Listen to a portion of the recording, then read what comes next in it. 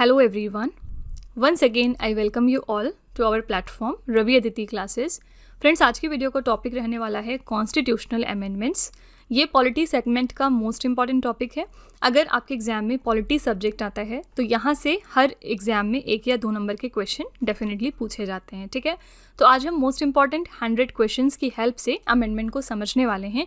जितने भी important amendments हैं जो कि एग्जाम में बार बार फ्रिक्वेंटली पूछे जाते हैं, उन सारे अमेंडमेंट्स को हम यहाँ पर कवर करेंगे. ठीक है, तो पहले हम थोड़ा सा इसका थियरी पार्ट देखेंगे, समझेंगे कि अमेंडमेंट्स क्या होते हैं और क्या इसकी सिग्निफिकेंस है, क्यों ये इतना ज़्यादा इंपॉर्टेंट है, और फिर हम लोग सारे के सारे इंपॉर्टेंट अमेंडमेंट्स के बारे में डिस्कशन करने वाले हैं.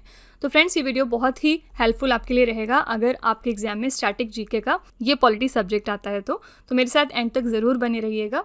डेफिनेटली आप यहाँ से कुछ सीख कर ही जाएंगे. ठीक है, तो फ्रेंड्स, आगे बढ़ने से पहले मैं आपको बस छोटी सी इन्फॉर्मेशन 1 मिनट में दे दूँ कि हमारी मंथली करंट अफेयर्स की ई बुक अगस्त मंथ के लिए लॉन्च कर दी गई है. साथ ही लास्ट 8 मंथ का करंट अफेयर्स का ई बुक भी अवेलेबल है हमारी वेबसाइट www.ravibooksPDF.com पर. तो अगर आप चाहते हैं ये लास्ट 8 मंथ का करंट अफेयर्स का ई बुक या फिर सिर्फ ये अगस्त मंथ की ई बुक, तो आप इस वेबसाइट को ज़रूर विजिट करिएगा. मैं आपको छोटा सा सैम्पल भी यहाँ पे प्रेजेंट करना चाहूँगी हमारी अगस्त मंथ की ई बुक का. देख सकते हैं आप किस तरह से हर क्वेश्चन को हमने अच्छे तरीके से एक्सप्लेन किया है विद इंपॉर्टेंट पॉइंट. जहाँ भी कुछ इंपॉर्टेंट चीज़ें आपके जानने के लिए हैं वो सारी चीज़ें इंक्लूड करी गई हैं. साथ ही पिक्चर्स भी यहाँ पर इंक्लूडेड हैं. तो अगर आप इंटरेस्टेड हैं तो आप ज़रूर इस वेबसाइट पर हमारी विजिट करिएगा. साथ ही इसी वेबसाइट पर हमारी 11,000 प्लस जीके जीएस की ई बुक भी मिल जाएगी आपको, जिसमें कि सारे के सारे स्टैटिक जीके के प्रीवियस ईयर क्वेश्चंस मौजूद होंगे. और इसमें पार्ट 1 से लेके पार्ट 11 तक ये सारी ई बुक्स जो हैं वो अवेलेबल हैं. तो अगर आप किसी भी ई बुक में इंटरेस्टेड हैं तो आप ज़रूर हमारी इस वेबसाइट को विजिट करिए और फर्दर आप एक्सप्लोर कर सकते हैं और यहाँ पर परचेज़ भी कर सकते हैं. ठीक है, तो फ्रेंड्स, चलिए हम आज का अपना सेशन स्टार्ट कर लेते हैं. इंपॉर्टेंट कॉन्स्टिट्यूशनल अमेंडमेंट्स का सबसे पहले हम समझेंगे कि कॉन्स्टिट्यूशनल अमेंडमेंट होता क्या है. The process of making changes to the country's fundamental law that is the constitution is called the constitutional amendment. देखिए, एक बार जो कॉन्स्टिट्यूशन लिख दिया गया है ऑलरेडी कॉन्स्टिट्यूएंट असेंबली के द्वारा, उसके बाद अब अगर इसमें कोई भी हम चेंज करते हैं तो उस प्रोसेस को ही कहा जाता है कॉन्स्टिट्यूशनल अमेंडमेंट. ठीक है, यानी जो कॉन्स्टिट्यूशन है उसमें अब कोई भी चीज़ ऐड नहीं हो सकती है अनटिल एंड अनलेस कि उसमें कोई अमेंडमेंट किया जाए. ठीक है, The purpose of amending the Constitution of India is to strengthen the country's fundamental law or supreme law through changes. अच्छा, क्या ज़रूरत है हमें अमेंडमेंट करने की? जो कॉन्स्टिट्यूएंट असेंबली ने कॉन्स्टिट्यूशन हमें दे दिया है उसके बाद क्यों हम अमेंडमेंट्स करते हैं? Because of time. ठीक है, टाइम के साथ साथ चीज़ें चेंज होती हैं, देखने का नज़रिया चेंज होता है, तो बहुत सारी चीज़ों में ऐसा लगता है कि ये लॉ ऐसे नहीं ऐसे होना चाहिए या मॉडर्न टाइम्स के हिसाब से इसको बदलना चाहिए. तो इसी चीज़ को ध्यान में रखते हुए कॉन्स्टिट्यूशन में अमेंडमेंट किया जाता है. लेकिन ध्यान रखिएगा कि अमेंडमेंट आसानी से नहीं होता. मतलब ये सारी चीज़ें हम आगे पढ़ेंगे किस तरह से बहुत सारे लोग वोट डालते हैं, उसके लिए सबका एक कंसेंसस लिया जाता है, उसके बाद ही ये चीज़ डिसाइड करी जाती है. किसी एक इंसान के चाहने से अमेंडमेंट नहीं होता. ठीक है, The amendment process prescribed for amending the Indian Constitution is neither as flexible as that of Britain nor as rigid as that of the US, but is a synthesis of both. ठीक है, कहने का मतलब क्या है कि हमारा जो अमेंडमेंट प्रोसेस है वो इतना भी ज़्यादा टफ नहीं है कि जैसे ब्रिटेन का है, क्योंकि ब्रिटेन के कॉन्स्टिट्यूशन में अमेंडमेंट करना बहुत ही मुश्किल काम है. ठीक है, और उतना ज़्यादा रिजिड नहीं है जैसे कि यूएस का है. यूएस के कॉन्स्टिट्यूशन में आप बहुत ही आसानी से अमेंडमेंट कर सकते हैं, बल्कि जो हमारा अमेंडमेंट का तरीका है वो इन दोनों का मिक्सचर है. यानी कि हम अपने अमेंडमेंट को ना ही बहुत ही आसानी से चेंज कर सकते हैं और ना ही बहुत ही मुश्किल से, बल्कि अभी हम आगे देखेंगे किस तरह से इसको चेंज करते हैं. An initiative to amend the Indian Constitution can be initiated from either House of Parliament. Very important point कि जो इंडियन कॉन्स्टिट्यूशन को अमेंड करने का इनिशिएटिव है वो दोनों में से किसी भी हाउस से लिया जा सकता है. ठीक है, यानी जो ये बात उठती है कि हमें इंडियन कॉन्स्टिट्यूशन को अमेंड करना है, या तो वो लोकसभा से उठेगी या तो राज्यसभा से, दोनों के पास इसकी पावर है. ठीक है, तो कोई भी जो हमारा हाउस है वहाँ से ये बात उठ सकती है कि हमें पर्टिकुलर आर्टिकल में अमेंडमेंट लाना है या फिर कॉन्स्टिट्यूशन को चेंज करना है. अब ये बात कहाँ लिखी हुई है कि पार्लियामेंट इसके प्रोसीजर्स को अमेंड कर सकता है? तो under article number 368 part number 20 of the Indian constitution, parliament can amend it and it's procedures. ठीक है, तो ये बात लिखी हुई है आर्टिकल नंबर 368 में, खुद कॉन्स्टिट्यूशन के अंदर पार्ट 20 में इसके, कि पार्लियामेंट के पास ये पावर होती है कि वो जो कॉन्स्टिट्यूशन है उसको अमेंड कर सकता है। Furthermore parliament can not amend the provisions that form the basic structure of the constitution. ये वेरी वेरी इंपॉर्टेंट पॉइंट है आपके लिए।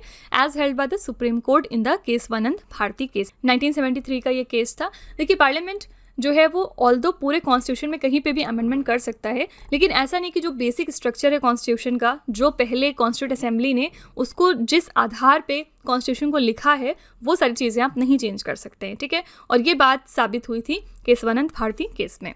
The provision for constitutional amendment in the Indian constitutions are borrowed from the Constitution of South Africa, ठीक है। कई बार exam में पूछा जाता है कि हम किस कंट्री के कॉन्स्टिट्यूशन को कॉपी करते हैं कॉन्स्टिट्यूशनल अमेंडमेंट के मामले में, तो याद रखिएगा साउथ अफ्रीका के कॉन्स्टिट्यूशन को, यानी यहाँ से हमने ज़्यादातर प्रोसेस उठाया है अमेंडमेंट का। The first amendment to the Indian constitution was made through the constitution first amendment act of 1951, ठीक है।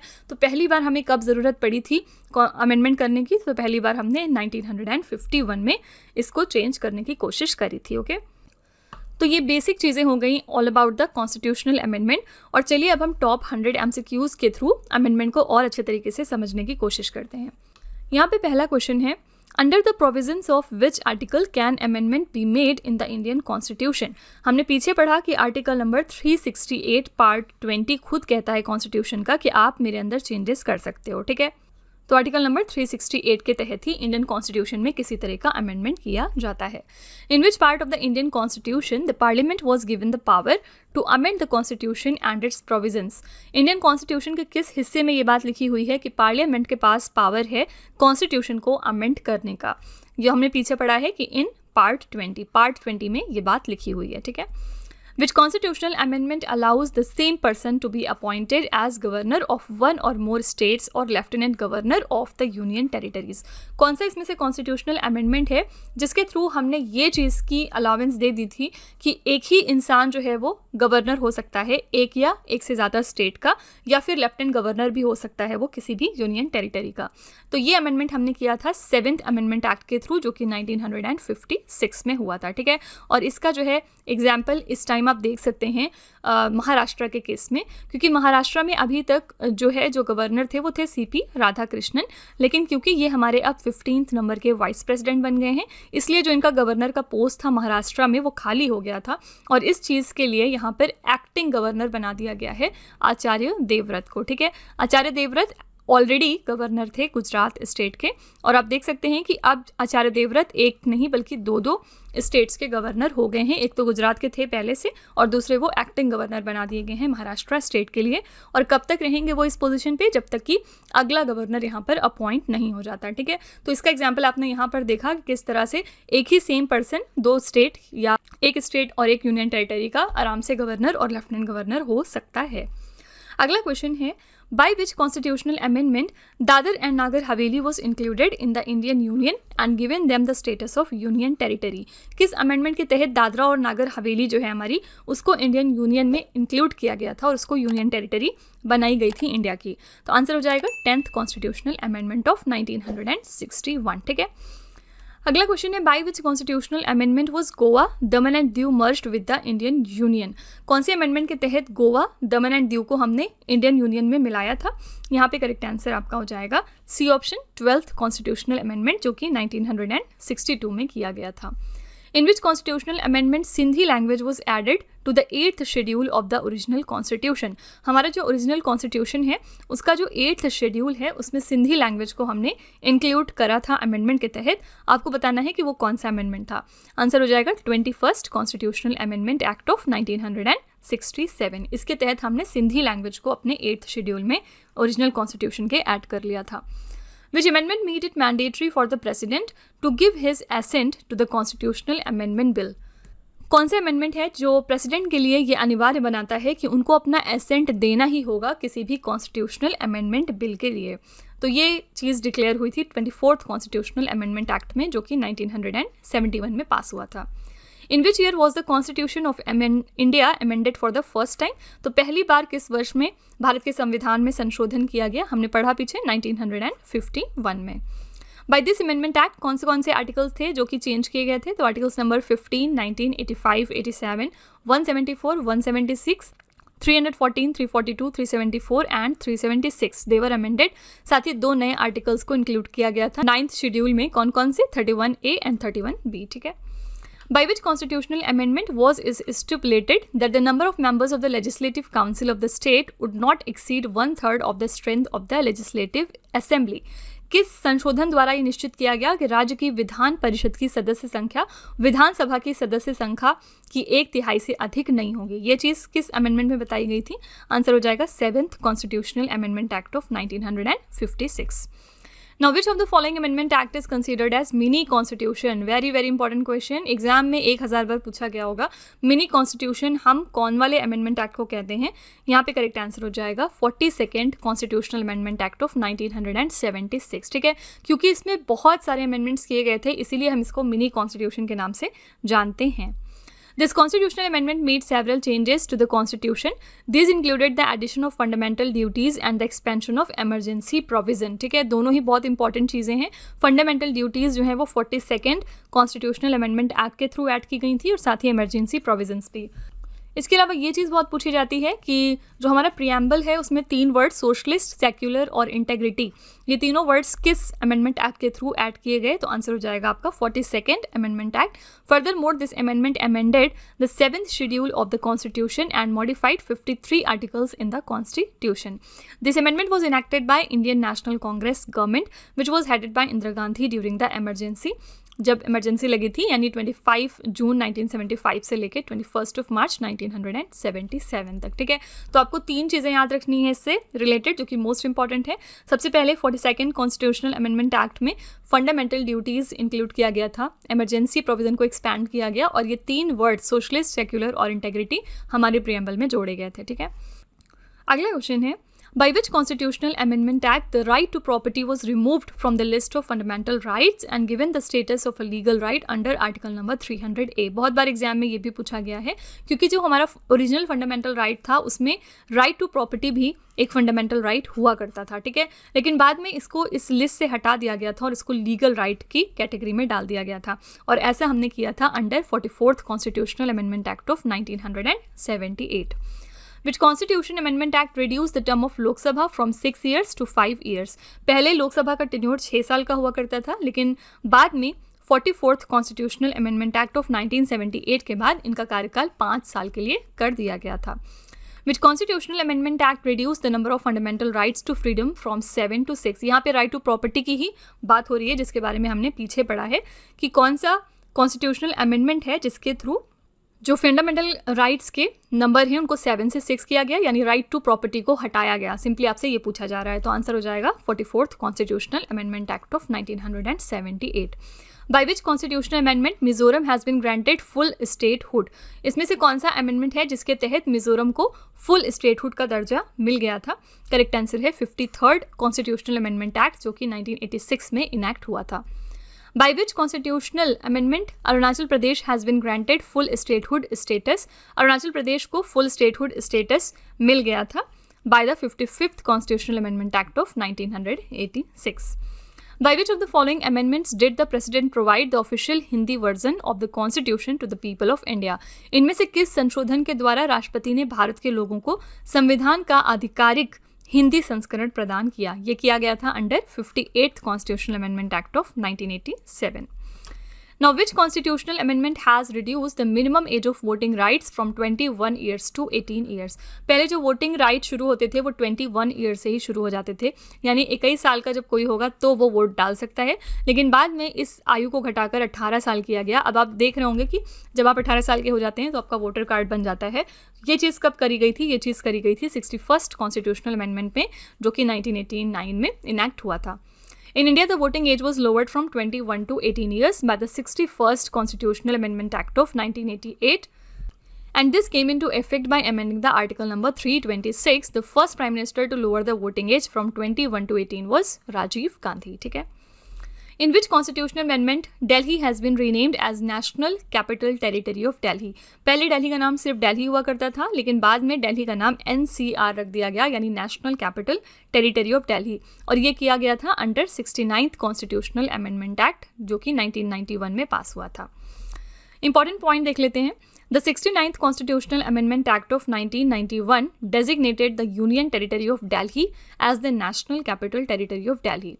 Adityanath Jha became the first Lieutenant Governor of Delhi under this act. ठीक है, याद रखिएगा ये पहले लेफ्टिनेंट गवर्नर दिल्ली के बने थे under this act. By which constitutional amendment was Meghalaya formed out of Assam? किस संविधान संशोधन द्वारा मेघालय असम से अलग करके बनाया गया था? तो मेघालय को असम से अलग किया गया under the 22nd Constitutional Amendment Act of 1969.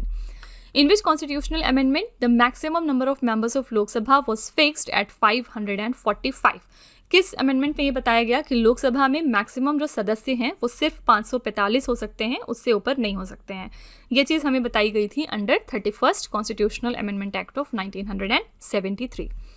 Now, which constitutional amendment act reduced the representation of union territories in the Lok Sabha from 25 to 20? किस संशोधन अधिनियम द्वारा लोकसभा में केंद्र शासित प्रदेशों का प्रतिनिधित्व 25 से घटाकर 20 कर दिया गया था? ये चीज़ करी गई थी under 31st Constitutional Amendment Act of 1973. In which constitutional amendment Sikkim was added to the Indian Union as the 22nd state? Sikkim India का 22nd स्टेट है और इसको कब ये स्टेटस मिला था स्टेट का? आंसर हो जाएगा A option 36th constitutional amendment act 1975 के through. Which constitutional amendment has given constitutional status to the panchayati raj system? Panchayati raj system को कॉन्स्टिट्यूशनल स्टेटस मिला किस अमेंडमेंट के थ्रू? करेक्ट आंसर है 73rd constitutional amendment act of 1992. ये भी एग्जाम में बहुत बार पूछा गया है, ठीक है, very very important. Under which constitutional amendment 33% reservation for women in local bodies were provided? कौन सी अमेंडमेंट के तहत वुमेन के लिए 33% का रिजर्वेशन तैयार करा गया in the local bodies? Correct answer यहाँ पे हो जाएगा B and C as above, क्योंकि 74th कॉन्स्टिट्यूशनल अमेंडमेंट और 73rd कॉन्स्टिट्यूशनल अमेंडमेंट दोनों में ही ये बातें क्लियर हुई थी. ठीक है, क्योंकि जो लोकल बॉडीज़ हैं हमारी उसमें रूरल लोकल बॉडीज़ भी आती हैं, साथ ही म्यूनिसिपैलिटीज़ भी आती हैं इस वजह से. ठीक है, और इसका इंपॉर्टेंट पॉइंट देखते हैं. ये 73rd कॉन्स्टिट्यूशनल अमेंडमेंट जो है ये 1992 में पास हुआ था और this amendment provided for 33% reservation for women in Panchayati raj institutions, जिसको आप रूरल लोकल बॉडीज़ के नाम से जानते हैं. और 74th कॉन्स्टिट्यूशनल अमेंडमेंट 1993 में पास हुआ था. This amendment provided for 33% reservation for women in urban local bodies यानी म्यूनिसिपैलिटीज़. ठीक है, तो यहाँ पर ये कहना सही होगा कि दोनों ही अमेंडमेंट के तहत लोकल बॉडीज़ में वुमेन का रिजर्वेशन जो है वो 1/3 कर दिया गया था. Now, by which Constitution Amendment Act was the 11th fundamental duty added to the Indian Constitution? किस अमेंडमेंट एक्ट के थ्रू 11th फंडामेंटल ड्यूटी को इंडियन कॉन्स्टिट्यूशन में ऐड कराया गया था? करेक्ट आंसर हो जाएगा 86th amendment act of 2002. Which constitutional amendment act deals with GST? GST के साथ कौन सा अमेंडमेंट जो है वो डील करता है? करेक्ट आंसर है 101st constitutional amendment act of 2016. ठीक है, इसको ज़रूर याद रखिएगा, ये बहुत ही लेटेस्ट है क्योंकि एक तरह से और ये एग्जाम में पूछा गया है.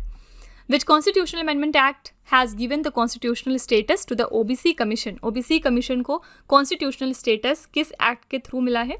आंसर है 102nd Amendment Act of 2018. जितने भी 2010 के बाद अमेंडमेंट्स आप देख रहे हैं उनको ज़रूर याद रखिएगा, आपके लिए इंपॉर्टेंट हैं. The reserved seats for the Anglo-Indian community in the Indian Parliament and the state legislatures were abolished by which constitutional amendment act? Anglo-Indian community के लिए जो पहले सीट्स रिजर्व हुआ करती थी इंडियन पार्लियामेंट में, साथ ही स्टेट लेजिस्लेचर्स में, उनको अब किस अमेंडमेंट एक्ट के थ्रू एबॉलिश किया गया? आपको ये बताना है. आंसर है 104th अमेंडमेंट एक्ट के थ्रू, जो कि 2020 में पास हुआ. ये बहुत ही रिसेंट हमारा अमेंडमेंट है. ठीक है, by which constitutional amendment provision has been made to control party defection and number of ministers? किस अमेंडमेंट के थ्रू कुछ प्रोविजन यानी कि कुछ सिस्टम बनाया गया जिससे कि पार्टी डिफेक्शन में कंट्रोल किया जा सके, साथ ही जो नंबर ऑफ मिनिस्टर्स हैं यानी जो मंत्री दल बदल करते हैं उस चीज़ को रोका जा सके? आंसर हो जाएगा 91st कॉन्स्टिट्यूशनल अमेंडमेंट एक्ट, जो कि 2003 में इनैक्ट हुआ था. इसमें कुछ इंपॉर्टेंट पॉइंट्स देख लेते हैं क्योंकि ये इंपॉर्टेंट है आपके लिए. To control defection and limit the number of ministers, 2 constitutional amendments are significant. कौन से 2 ये अमेंडमेंट्स हुए थे? पहला है 52nd कॉन्स्टिट्यूशनल अमेंडमेंट जो कि 1985 में हुआ था. This amendment introduce the anti defection law into the Indian constitution and this law prohibit the members of parliament and the state legislatures from changing the parties और ज्वाइनिंग द अनदर पार्टी. ठीक है, तो जो 52nd constitution amendment था, पहली बार उसमें anti defection law की हमने बात करी थी और इसी के तहत तहत हम इंडियन कॉन्स्टिट्यूशन में टर्म लेके आए थे जिसमें कि मेंबर्स ऑफ पार्लियामेंट को रोका गया था, साथ ही स्टेट लेजिस्लेचर में भी, कि वो पार्टीज दल बदल नहीं कर सकते हैं या फिर एक पार्टी में अगर हैं तो वो अदर पार्टी को ज्वाइन नहीं कर सकते, ठीक है। और बाद में 91st कॉन्स्टिट्यूशनल अमेंडमेंट एक्ट हुआ 2003 में, यानी कि टोटल 18 साल के बाद। और this amendment provided for a limit on the number of ministers in the union council of minister, ठीक है। यूनियन काउंसिल ऑफ मिनिस्टर्स में कितने मिनिस्टर्स रहेंगे इस चीज़ पर लिमिट लगाई गई। And now the total number of ministers in the council of ministers including the prime minister can not exceed 15% of the total number of members of the Lok Sabha, ठीक है। तो टोटल अब जो मिनिस्टर्स हैं काउंसिल ऑफ मिनिस्टर्स में prime minister को मिला के उसमें 15% से ज़्यादा वो नहीं हो सकते हैं टोटल मेंबर्स ऑफ लोकसभा के, ठीक है। तो ये सारी चीज़ें आपको आई होप क्लियर हो गई होंगी। अगला क्वेश्चन है which constitutional amendment act granted Sikkim the status of an associate state of India, कि संविधान संशोधन अधिनियम द्वारा सिक्किम को भारत के एसोसिएट स्टेट का दर्जा दिया गया। यहाँ पे आंसर हो जाएगा 35th कॉन्स्टिट्यूशनल अमेंडमेंट एक्ट जो कि 1974 में इनैक्ट हुआ था। तो 35th अमेंडमेंट एक्ट है ये जिसके थ्रू सिक्किम के स्टेटस को एबॉलिश किया गया एज अ प्रोटेक्टेड स्टेट और सिक्किम को ग्रांट किया गया the status of an associate state of India, ठीक है। Which constitutional amendment increased the term of Lok Sabha and legislative assemblies by 1 year to 6 years? तो किस संविधान संशोधन में लोकसभा तथा विधानसभाओं के कार्यकाल में 1 वर्ष वृद्धि करके कार्यकाल को 6 वर्ष किया गया था? आंसर हो जाएगा 42nd constitutional amendment act of 1976. By which amendment of the Indian Constitution the words secular, socialist and integrity were added in the preamble of the Constitution? तो मैंने आपको पीछे बताया कि तीनों वर्ड्स ऐड हुए थे मिनी कॉन्स्टिट्यूशन में, यानी 42nd कॉन्स्टिट्यूशनल अमेंडमेंट एक्ट में जो कि 1976 में इनैक्ट हुआ था। कौन सी 3 इंपॉर्टेंट बातें थी इसकी, मैंने आपको पीछे बताई थी। पहला ये कि इसमें फंडामेंटल राइट्स को इंक्लूड किया गया था, दूसरी बात ये कि इसमें इमरजेंसी प्रोविजन को एक्सपैंड किया गया था, और तीसरी बात ये 3 वर्ड्स जो हैं वो प्रीएम्बल में इंक्लूड करे गए थे, ठीक है। By which constitutional amendment Bodoland territorial district has been included in the Assam Legislative Assembly? किस अधिनियम के तहत बोडोलैंड का जो टेरिटोरियल डिस्ट्रिक्ट है उसको असम की लेजिस्लेटिव असेंबली में इंक्लूड किया गया? आंसर है यहाँ पे 90th constitutional amendment act of 2003. Under which amendment of the Indian Constitution was the OBC reserved for 27% for admission to educational institution? कौन से इंडियन कॉन्स्टिट्यूशन के अमेंडमेंट के तहत ओबीसी को ये हक मिला कि उनके लिए अब एडमिशन्स में रिजर्वेशन होगा 27% का किसी भी एजुकेशनल इंस्टीट्यूशन में गवर्नमेंट के? करेक्ट आंसर हो जाएगा 93rd constitutional amendment act of 2005, ठीक है। By which constitutional amendment Bodo, Dogri, Maithili and Santhali languages have been added to the 8th schedule of the Indian Constitution? सबसे पहले याद रखिएगा कि जो हमारा 8th शेड्यूल है कॉन्स्टिट्यूशन का वो डील करता है विद द लैंग्वेजेस, और कौन से अमेंडमेंट के तहत ये 4 लैंग्वेज को ऐड किया गया था इस शेड्यूल में? आंसर हो जाएगा 92nd constitutional amendment act of 2003, ठीक है। एग्जाम में बहुत बार पूछा गया है। अगला क्वेश्चन है under which one of the following constitution amendment acts 4 languages were added to the 8th schedule of the constitution of India increasing their number to 22?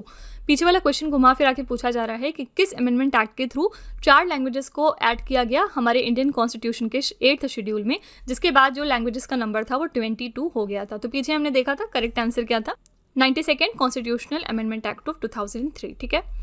Which constitutional amendment has implemented the 4-year-old land boundary agreement between India and Bangladesh? किस amendment के through ये boundary set करी गई थी? Correct answer यहाँ पे हो जाएगा 100th अमेंडमेंट एक्ट ऑफ 2015। कौन से 2 कंट्रीज के बीच में? इंडिया और Bangladesh. The 100th Constitutional Amendment Act 2015 ratified the land boundary agreement between India and Bangladesh, and as per the agreement, Bangladesh ceded 111 enclaves from India's possession and India received 51 enclaves from Bangladesh, ठीक है। Which constitutional amendment abolishes the division of states into 4 classes and divides them into 14 states and 6 union territories?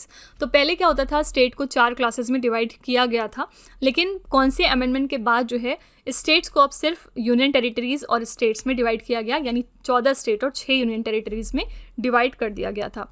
Answer है 7th constitutional amendment act of 1956. By which constitutional amendment was the Berubari Khulna area given to Pakistan by making necessary changes in the first schedule? किस संविधान संशोधन द्वारा प्रथम अनुसूची में आवश्यक परिवर्तन करके बेरूबाड़ी खुलना क्षेत्र पाकिस्तान को दे दिया गया था?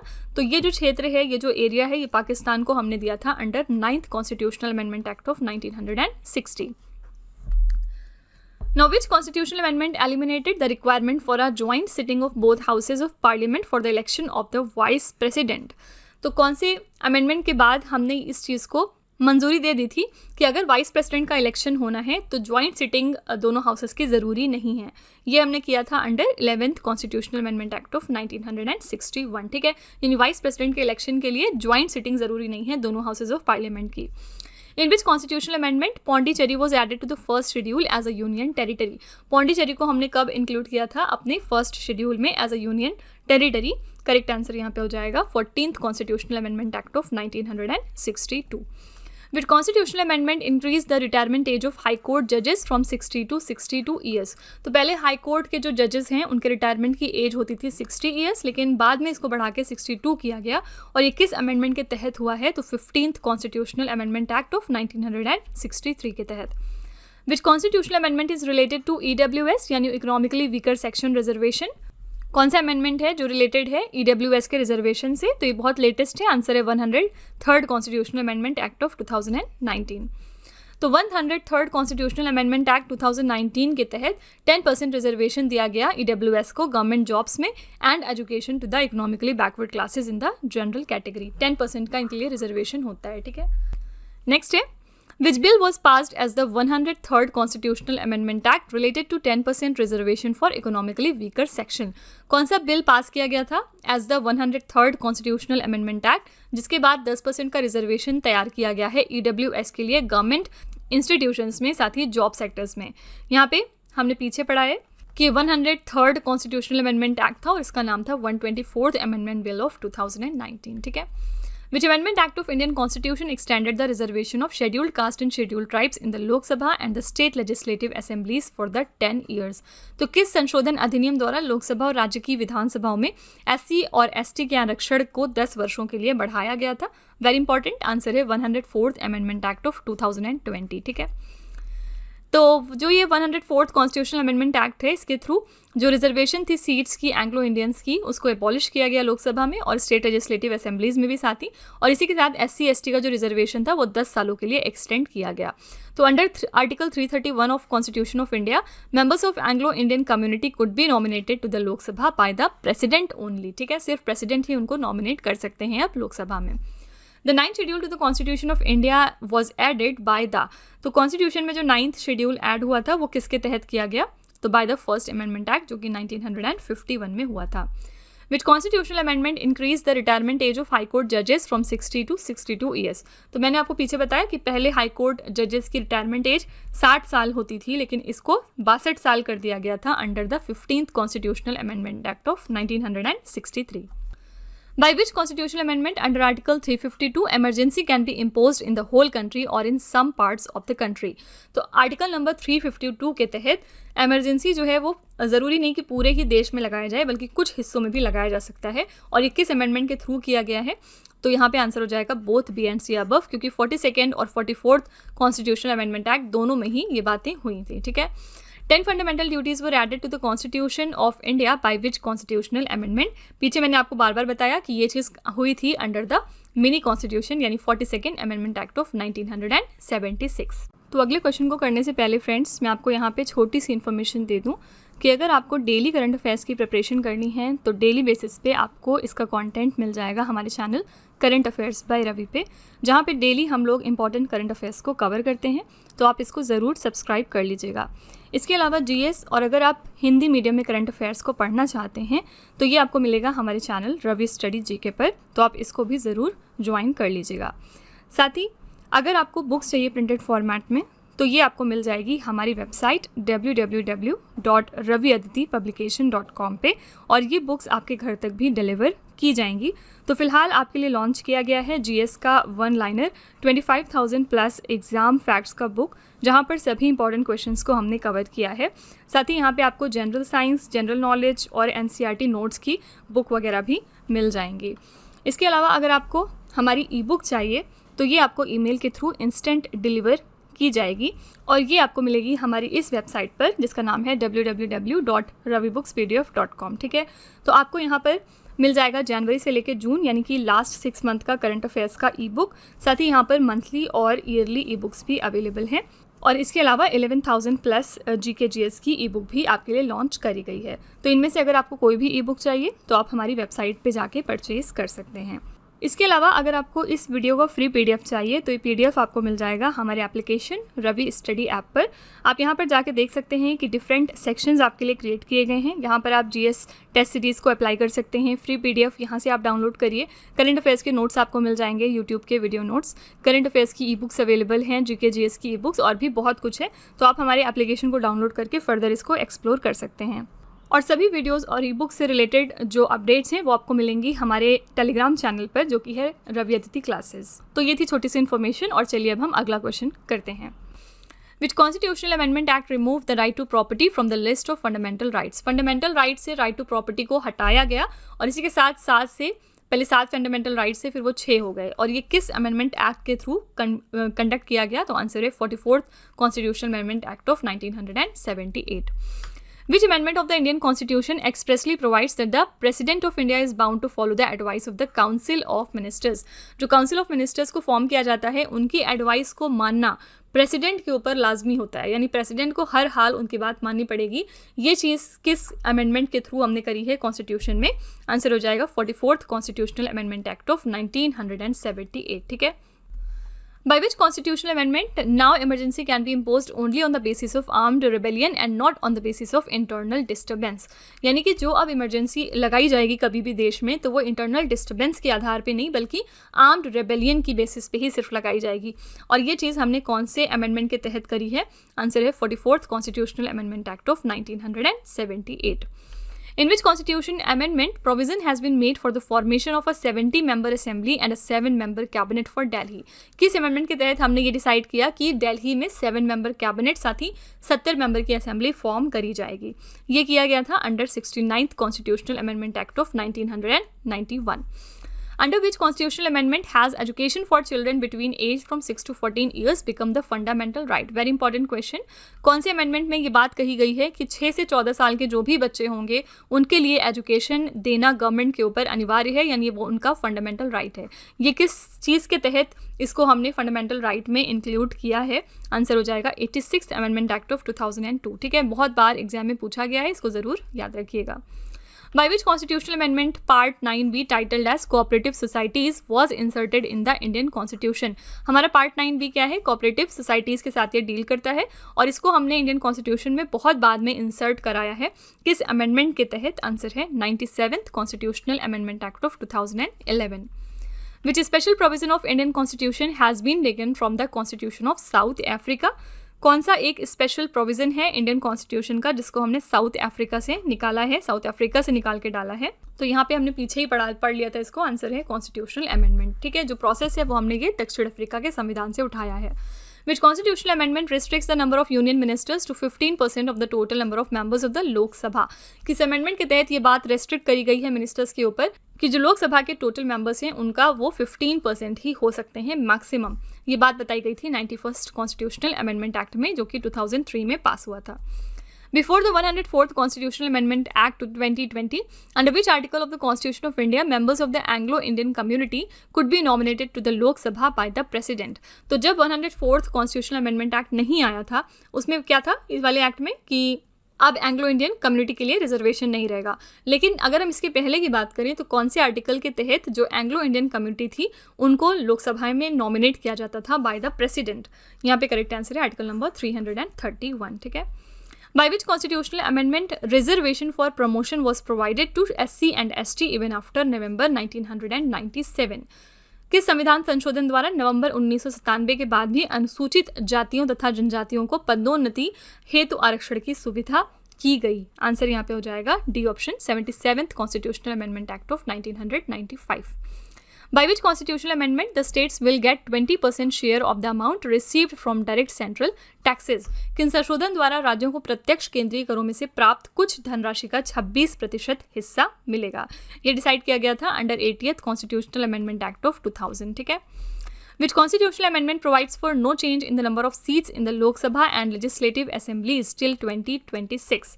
जो नंबर ऑफ सीट्स हैं लोकसभा और लेजिस्लेटिव असेंबलीज की उनको 2026 तक फिक्स कर दिया गया, यानी उसमें आप कोई भी चेंज नहीं कर सकते हैं। और ये चीज़ डिसाइड हुई थी 84th कॉन्स्टिट्यूशनल अमेंडमेंट एक्ट 2001 के तहत। ठीक है। By which constitutional amendment the separation of any state from the Indian Union has been prohibited?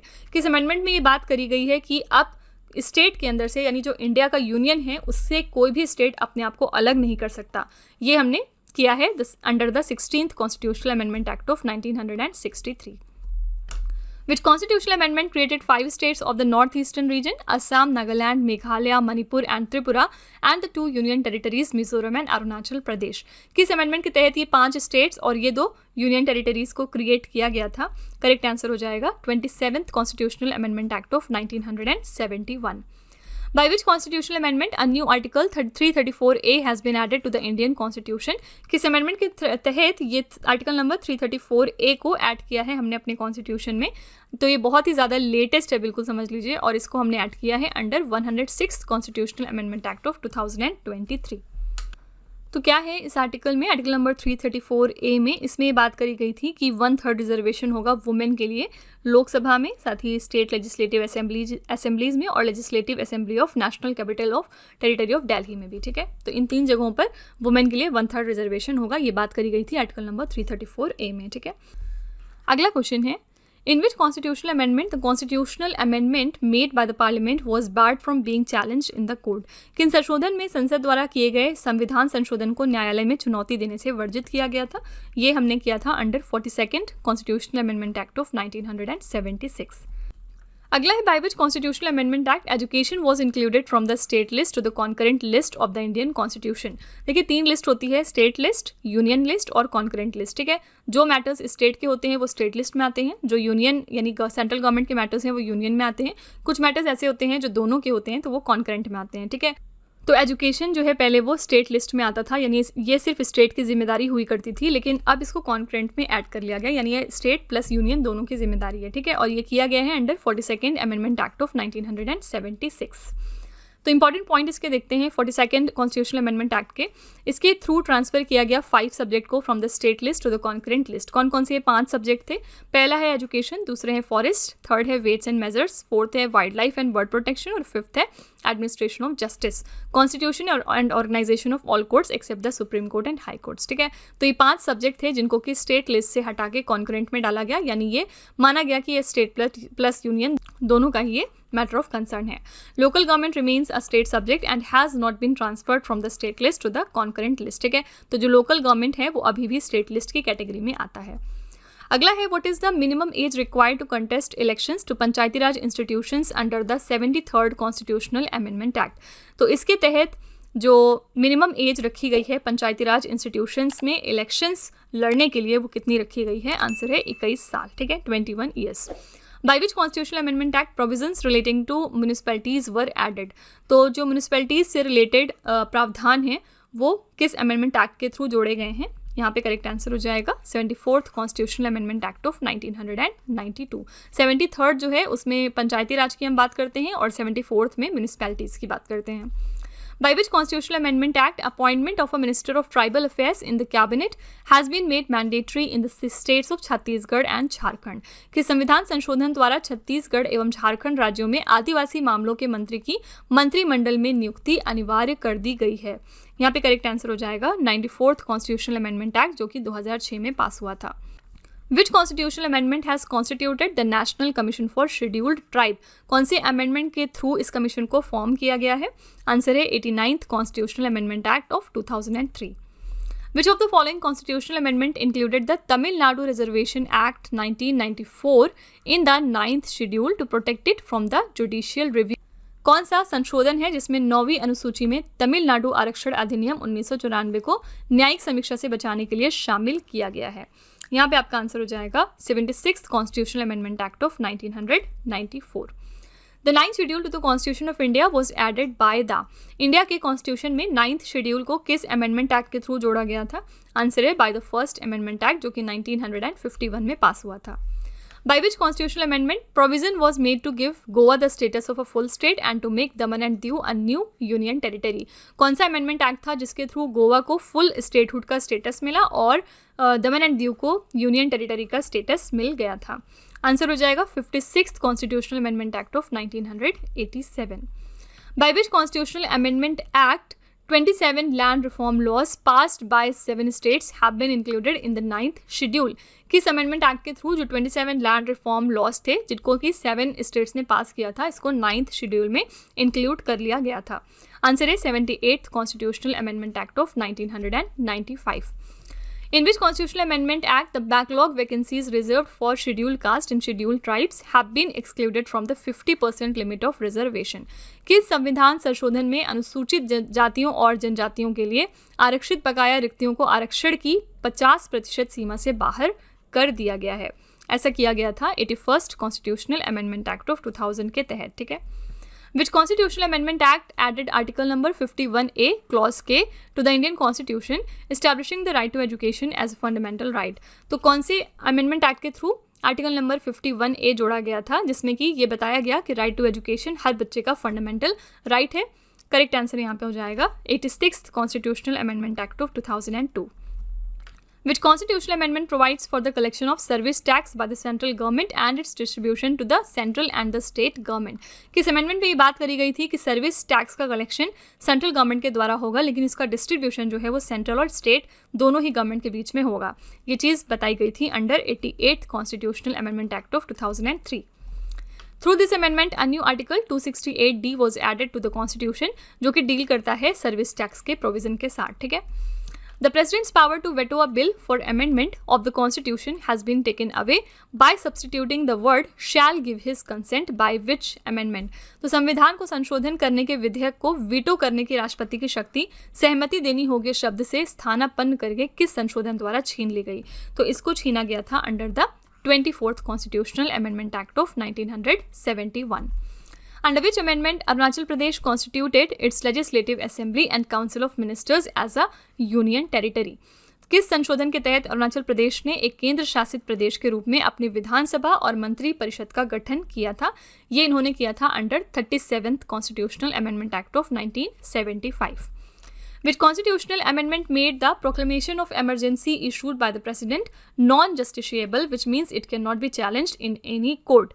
यानी जो आपातकाल की घोषणा होती है उसको गैर न्याय संगत बना दिया गया। इसका मतलब ये है कि अगर एक बार अनाउंस हो गया कि आपातकाल यानी इमरजेंसी लगने वाली है तो इसको अब कोई भी चैलेंज नहीं कर सकता है किसी भी कोर्ट में। ये बात किस अमेंडमेंट एक्ट के थ्रू बताई गई? आंसर है 38th constitutional amendment act of 1975। तो 38th कॉन्स्टिट्यूशनल अमेंडमेंट एक्ट 1975 का प्रेसिडेंट के पावर को इन्हांस करता है ड्यूरिंग द इमरजेंसी। और जैसा कि हम जानते हैं कि प्रेसिडेंट के पास ही सारी पावर होती है ड्यूरिंग द इमरजेंसी, और वो ही इमरजेंसी को डिक्लेयर भी कर सकते हैं और फंडामेंटल राइट्स को सस्पेंड भी कर सकते हैं, क्योंकि इमरजेंसीज के दौरान जो फंडामेंटल राइट्स होते हैं वो सस्पेंड हो जाते हैं। तो 44th constitutional amendment act of 1978 repealed the provisions of the 38th amendment act thereby restoring the power of judicial review. ठीक है। मतलब क्या है? मतलब ये जो अमेंडमेंट एक्ट था इसको रिपील किया गया बाद में, और इसी के साथ जो जुडिशियल रिव्यू की पावर थी उसको फिर से रिस्टोर कर लिया गया। The 40th Amendment Act of 1976 was enacted to amend which article of the Indian Constitution? जो 40th Amendment था 1976 में किया गया था इसको, और इसके थ्रू इंडियन कॉन्स्टिट्यूशन का कौन सा आर्टिकल चेंज किया गया? आंसर है आर्टिकल नंबर 297। और आर्टिकल नंबर 297 में क्या है कि वो सारी चीज़ें या रिसोर्सेज जो कि इंडिया की टेरिटोरियल वाटर्स में हैं वो सारा का सारा किसको बिलोंग करेगा? यूनियन गवर्नमेंट को। ठीक है। इस तरह की बातें इसमें लिखी हुई हैं। अगला है Which constitutional amendment has imposed a ban on the defection of elected members of a party in the legislative assembly? दल बदल पर प्रतिबंध किस संविधान संशोधन द्वारा लगाया गया? यहाँ पे करेक्ट आंसर हो जाएगा by the 52nd Constitutional Amendment Act जो कि 1985 में पास हुआ। By which constitutional amendment the National Judicial Appointments Commission was formed but it was struck down by the Supreme Court? तो National Judicial Appointment Commission को form किया गया था under 99th Amendment Act of 2014, लेकिन बाद में सर्वोच्च न्यायालय ने इसे रद्द कर दिया था। Which constitutional amendment removed disputes relating to the election of the President, Vice President, Prime Minister and Speaker of the Lok Sabha out of jurisdiction of the court? किस संशोधन ने राष्ट्रपति, उपराष्ट्रपति, प्रधानमंत्री और लोकसभा अध्यक्ष के चुनाव से संबंधित विवादों को अदालत के अधिकार क्षेत्र से बाहर कर दिया था? ये किया गया था under the 39th Constitutional Amendment Act of 1975. By which constitutional amendment act the land reform laws passed by the states have been kept outside the jurisdiction of the courts by placing them in the 9th schedule कि संविधान संशोधन द्वारा राज्यों द्वारा पारित भूमि सुधार कानूनों को 9वीं अनुसूची में रखकर न्यायालयों के अधिकार क्षेत्र से बाहर किया गया। इसको बाहर किया गया था under the first constitutional amendment act of 1951. In which constitutional amendment act the subjects of education, weights and measures, forest and protection of wild animals and birds were removed from the state list and placed on the concurrent list. ये हमने पीछे बात करी कि कुछ subject थे state list के, लेकिन उनको बाद में कॉन्करेंट लिस्ट में डाला गया। ये टोटल 5 सब्जेक्ट थे और इनको किया गया है अंडर द मिनी कॉन्स्टिट्यूशन यानी 42nd कॉन्स्टिट्यूशनल अमेंडमेंट एक्ट जो कि 1976 में पास हुआ था। Which constitutional amendment act increased the limit of profession tax from 250 rupees per annum to 2500 rupees per annum? किस संविधान संशोधन अधिनियम ने व्यवसाय कर की सीमा को 250 रुपये प्रति वर्ष से बढ़ाकर 2500 रुपये प्रति वर्ष कर दिया था? ये इंक्रीमेंट किया गया था under the 60th constitutional amendment act जो कि 1988 में पास हुआ था। By which constitutional amendment Konkani, Manipuri and Nepali languages were included in the 8th schedule of Indian constitution? मैंने आपको पीछे बताया कि इंडियन कॉन्स्टिट्यूशन का जो 8th शेड्यूल है वो लैंग्वेजेस के साथ डील करता है और कौन से अमेंडमेंट के तहत ये 3 लैंग्वेजेस को इंक्लूड करा गया था इस कॉन्स्टिट्यूशन में? आंसर हो जाएगा 71st कॉन्स्टिट्यूशनल अमेंडमेंट एक्ट जो कि 1992 में पास हुआ था। अगला है under which constitutional amendment 1/3 of the total seats in the Lok Sabha, state legislative assemblies and legislative assembly of the national capital territory of Delhi will be reserve for women for 15 years? कौन से अमेंडमेंट के तहत ये डिसाइड किया गया कि 1/3 reservation women के लिए अब होगा लोकसभा में, साथ ही स्टेट लेजिस्लेटिव असेंबलीज में और लेजिस्लेटिव असेंबली ऑफ NCR में अगले 15 सालों के लिए? ये चीज़ डिसाइड करी गई थी under the 106th constitutional amendment act जो कि 2023 में अभी रिसेंटली पास हुआ है। तो a new article 334A has been added to the Indian constitution by the 106th constitutional amendment 2023 और इसमें बताया गया कि वुमेन के लिए 1/3 रिजर्वेशन होगा इन तीनों जगहों पे। In which constitutional amendment the act providing 69% reservation in the government jobs to backward classes passed by the Tamil Nadu government was added to the 9th schedule? किस संशोधन में तमिलनाडु सरकार द्वारा पारित पिछड़े वर्गों को सरकारी नौकरियों में 69% आरक्षण वाले अधिनियम को 9वीं अनुसूची में जोड़ा गया है? आंसर हो जाएगा 76th कॉन्स्टिट्यूशनल अमेंडमेंट जो कि 1994 में पास हुआ था। The abolition of zamindari system was enacted by which amendment of Indian constitution? जो जमींदारी की प्रथा चली आ रही थी उस चीज़ को ख़त्म किया है किस अमेंडमेंट के तहत? आंसर है फर्स्ट कॉन्स्टिट्यूशनल अमेंडमेंट एक्ट जो कि 1951 में इनेक्ट हुआ था। इसके तहत जो भी जमींदारी का सिस्टम था वो वहीं पे समाप्त कर दिया गया था। Under the 31st constitutional amendment act 1973 the number of parliamentary seats were increase to?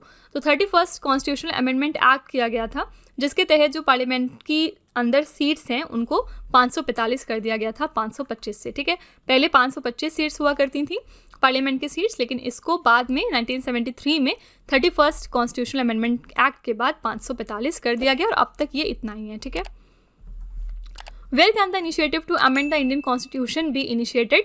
अगर हमें संशोधन करना है अपने भारतीय संविधान में तो इसकी पहल कहाँ से होगी? मैंने आपको स्टार्टिंग में थ्योरी में बताया था कि किसी भी हाउस से हो सकती है, तो from any house of parliament, यानी लोकसभा भी इसके लिए इनिशिएट कर सकता है और राज्यसभा भी, दोनों के पास ये पावर है।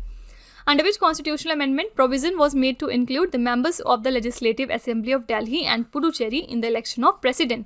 किस संविधान संशोधन के तहत राष्ट्रपति के चुनाव में दिल्ली और पुडुचेरी के विधानसभा सदस्यों को भी शामिल करने का प्रावधान किया गया था? तो ये चीज़ इंक्लूड करी गई थी under 70th constitutional amendment act of 1992। इसमें ये प्रोविज़न बनाया गया कि लेजिस्लेटिव असेंबली ऑफ दिल्ली और पुडुचेरी के भी मेंबर्स मौजूद होंगे अगर प्रेसिडेंट का इलेक्शन होना है तो। ठीक है, Which constitutional amendment act gave the parliament the power to determine the limits of India's territorial waters, continental shelf, exclusive economic zone and maritime zones? किस अमेंडमेंट एक्ट के थ्रू पार्लियामेंट के पास ये पावर है कि वो डिसाइड करेंगे कि India की लिमिट कहाँ तक है in terms of territorial water, continental shelf, exclusive economic zone और मैरीटाइम जोन्स के मामले में? आंसर हो जाएगा 70th कॉन्स्टिट्यूशनल अमेंडमेंट एक्ट जो कि 1992 का है। By which constitutional amendment articles 102 and 191 were amended and provisions related to anti-defection were placed under the 10th schedule of the Indian Constitution? बहुत बार एग्जाम में पूछा गया है कि एंटी डिफेक्शन लॉ जो है वो किस शेड्यूल में आता है, तो 10th शेड्यूल में आता है।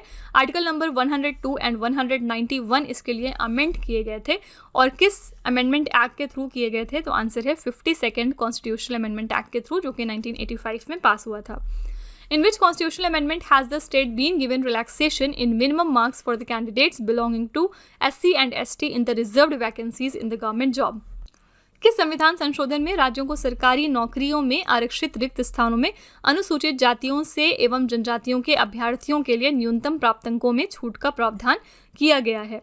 ये किया गया है under 82nd constitutional amendment act of 2000, ठीक है। Which constitutional amendment prohibited the requirement of any kind of reservation for scheduled caste in the panchayats of Arunachal Pradesh? कौन सा अमेंडमेंट है जिसने कि ये प्रोहिबिट किया किसी भी तरह के रिजर्वेशन की जरूरत नहीं है शेड्यूल्ड कास्ट के लिए in the panchayats of Arunachal Pradesh? ये किया गया था under the 83rd constitutional amendment act of 2000, ठीक है। By which constitutional amendment article 371A was added, which gave some special provisions for the administration of Nagaland? Nagaland के एडमिनिस्ट्रेशन के लिए article number 371 clause A add किया गया था India के constitution में, और ये किया गया था under 13th constitutional amendment act of 1962। Next है, which constitutional amendment act inserted article number 371D and 371E into the Indian constitution which deal with special provisions for the state of Andhra Pradesh? ये दोनों articles जो हैं वो आंध्र प्रदेश के साथ deal करते हैं। आपको बताना है कि किस अमेंडमेंट एक्ट के थ्रू इनको कॉन्स्टिट्यूशन में लाया गया था। आंसर है 32nd constitutional amendment act of 1973। और आज का लास्ट क्वेश्चन है, according to which constitutional amendment any law made to give effect to the DPSP यानी directive principles of state policy contained in article number 39B और C can not be challenged on what ground? किस संविधान संशोधन के अनुसार अनुच्छेद 39B या C में निहित नीति निर्देशक सिद्धांतों को प्रभावी करने के लिए बनाए गए किसी भी कानून को किसी आधार पर चुनौती नहीं दी जा सकती है? ये चीज़ डिसाइड की गई थी under the 24th constitutional amendment act जो कि 1971 में पास हुआ, ठीक है। तो आर्टिकल नंबर 39B और C में अगर DPSP से रिलेटेड कोई भी चीज़ डिसाइड हो चुकी है, कोई लॉ बन चुका है, तो उसको आप किसी भी ग्राउंड पे चैलेंज नहीं कर सकते। ये चीज़ बताई गई 24th कॉन्स्टिट्यूशनल अमेंडमेंट एक्ट में, ठीक है। तो फ्रेंड्स, इसी के साथ ये जो हमारा कॉन्स्टिट्यूशनल अमेंडमेंट्स का टॉपिक था यहीं पे फिनिश होता है। आई रियली होप कि आपको अमेंडमेंट वाला टॉपिक अच्छे तरीके से समझ में आ गया होगा। ट्रस्ट मी, इसके बाहर आपके एग्जाम में कुछ भी नहीं पूछा जाएगा, घुमा फिरा के इसी से क्वेश्चन अमेंडमेंट के पूछे जाते हैं, ठीक है। तो अगर आपने ये लेक्चर अच्छे तरीके से कर लिया है तो आपको अमेंडमेंट में आप कोई भी प्रॉब्लम आगे नहीं आने पाएगी। और एज़ यूजुअल आपके लिए एक छोटा सा यहाँ पे लास्ट में टेस्ट हम रखते हैं ताकि आप खुद को चेक कर सकें कि आपने कितना पढ़ा है, कितना समझा है। आज का पहला क्वेश्चन है आपके लिए, under the provision of which article can amendment be made in the Indian constitution? किस अनुच्छेद के तहत इंडियन कॉन्स्टिट्यूशन में चेंजेस किए जा सकते हैं? दूसरा क्वेश्चन है, which constitutional amendment act reduce the term of Lok Sabha from 6 years to 5 years? यानी लोकसभा का जो कार्यकाल है पहले वो 6 साल का होता था, लेकिन 5 साल का इसको किया गया। किस चीज़ को चेंज करके, यानी किस अमेंडमेंट के तहत? Which of the following amendment act is considered as mini constitution? बहुत बार एग्जाम में पूछा गया है, ठीक है। आपको बताना है कि इसमें से कौन सा एक एक्ट है जो कि मिनी कॉन्स्टिट्यूशन के नाम से जाना जाता है, क्योंकि उसमें बहुत ज़्यादा अमेंडमेंट्स किए गए थे। तो फ्रेंड्स, ये 3 क्वेश्चंस आपके लिए हैं एज अ होमवर्क, और इनका जवाब जो है वो ज़रूर आप लिखिएगा कमेंट सेक्शन में। इसके अलावा आपको लेक्चर कैसा लगा, आप इसका भी फीडबैक कमेंट सेक्शन में ज़रूर लिखिएगा। अगर इन केस आपको लगता है कि इसमें किसी इम्प्रूवमेंट की ज़रूरत है, कोई आप अपने साइड से सजेशन देना चाहते हैं, तो वो भी आप कमेंट में लिख सकते हैं। अगर किसी को वीडियो के दौरान ये लगा कि मेरी पढ़ाने की स्पीड थोड़ी सी फास्ट है, तो आप यूट्यूब का फीचर यूज़ करके स्पीड को स्लो कर सकते हैं। वो आपके लिए मैटर ऑफ कंसर्न नहीं होना चाहिए, ठीक है। तो इसी तरह के बेस्ट क्वालिटी कंटेंट और अच्छी प्रिपरेशन के लिए हमारे चैनल के साथ जुड़े रहिए। मिलते हैं अगले लेक्चर में एक और इम्पॉर्टेंट टॉपिक के साथ। Till then stay tuned. Thank you so much for watching. Also don't forget to like, share and subscribe our channel. तो फ्रेंड्स, वीडियो को एंड करने से पहले मैं आपको यहाँ पे एक छोटी सी इन्फॉर्मेशन दे दूँ कि अगर आपको डेली करंट अफेयर्स की अच्छे तरीके से प्रिपरेशन करनी है तो डेली बेसिस पे इसका कंटेंट आपको मिल जाएगा हमारे channel current affairs by Ravi पे, जहाँ पे डेली हम लोग इंपॉर्टेंट करंट अफेयर्स को कवर करते हैं। तो आप इसको ज़रूर सब्सक्राइब कर लीजिएगा अपनी अच्छी प्रिपरेशन के लिए। इसके अलावा अगर आपको जीएस और करंट अफेयर्स हिंदी मीडियम में पढ़ना है, अगर आप हिंदी मीडियम में ज़्यादा कंफर्टेबल हैं, तो इसके लिए आप ज्वाइन कर सकते हैं हमारे चैनल रवि स्टडी जीके को, ठीक है। और इन सब चीज़ों के अलावा अगर आपको बुक्स चाहिए प्रिंटेड फॉर्मेट में, तो ये आपको मिल जाएगी हमारी वेबसाइट www.raviaditipublication.com पर, और ये जो बुक्स हैं ये आपको घर तक डिलीवर की जाएंगी। तो फिलहाल आपके लिए हमने लॉन्च किया है जीएस का 1 लाइनर 25,000 प्लस एग्जाम फैक्ट का बुक, जहाँ पर सभी इंपॉर्टेंट स्टैटिक जीके के क्वेश्चंस को हमने कवर किया है। साथ ही आपको यहाँ पे जनरल साइंस, जनरल नॉलेज और एनसीईआरटी के नोट्स वगैरह भी मिल जाएंगे। और इन केस अगर आपको ई बुक्स चाहिए तो ये ईमेल के थ्रू आपको इंस्टेंटली डिलीवर की जाएगी। ये आपको मिलेगी हमारी वेबसाइट www.ravibooks.pdf.com पर। तो आपको यहाँ पर जनवरी से लेकर जून यानी कि लास्ट 6 मंथ का करंट अफेयर्स का ई बुक मिल जाएगा। इसके अलावा यहाँ पे मंथली और ईयरली ई बुक्स भी अवेलेबल हैं। साथ ही 11,000 प्लस जीके जीएस की ई बुक भी आपके लिए हमने लॉन्च करी है। तो इनमें से अगर आपको कोई भी ई बुक चाहिए तो आप इस वेबसाइट पर जाके परचेज कर सकते हैं। साथ ही अगर आपको इस वीडियो का फ्री पीडीएफ चाहिए तो ये पीडीएफ आपको मिलेगा हमारे एप्लीकेशन रवि स्टडी ऐप पर। आप देख सकते हैं कि यहाँ पर डिफरेंट सेक्शंस क्रिएट किए गए हैं जहाँ पर आपके लिए जीएस टेस्ट सीरीज अवेलेबल है। फ्री पीडीएफ यहाँ से आप डाउनलोड कर सकते हैं। करंट अफेयर्स के नोट्स यहाँ मिलेंगे आपको। यूट्यूब के वीडियो नोट्स हैं, करंट अफेयर्स की ई बुक्स और जीके जीएस की ई बुक्स वगैरह भी अवेलेबल हैं। तो आप इस एप्लीकेशन को डाउनलोड करके फर्दर इसको एक्सप्लोर कर सकते हैं। और इन सभी वीडियोस और ई बुक से रिलेटेड जो अपडेट्स हैं वो आपको मिलेगी हमारे Telegram channel Ravi Aditi classes पर। तो इसको भी आप ज़रूर ज्वाइन कर लीजिएगा जिससे कि आप अपडेटेड रहें हमारे सारे न्यू लॉन्चेस से।